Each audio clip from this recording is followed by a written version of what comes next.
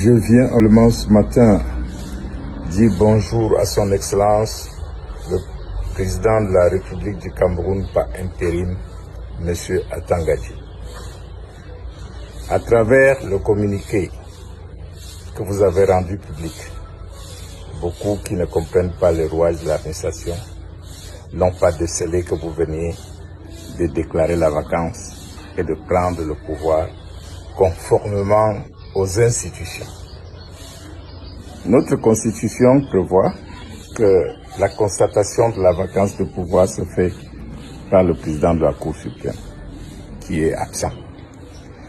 Et qu'en cas de cette vacance, c'est le président du Sénat qui assure l'intérim de la présidence de la République pour un temps, le temps de préparer les élections.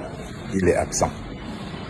Il se trouve qu'administrativement, les gouverneurs, les préfets et les sous-préfets sont les représentants locaux du président de la République.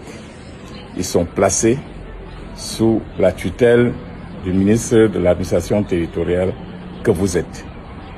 Donc, vous êtes officiellement le représentant du président de la République. Vous avez dit de ne pas commenter son statut, c'est-à-dire que ce statut n'existe pas. Et pour preuve, vous avez envoyé votre communiqué à celui qui souvent transmettait les hautes instructions pour lui dire que désormais, c'est vous qui donnez les instructions. Vous avez informé le Premier ministre du changement du statut de la République et que désormais, c'est vous son patron.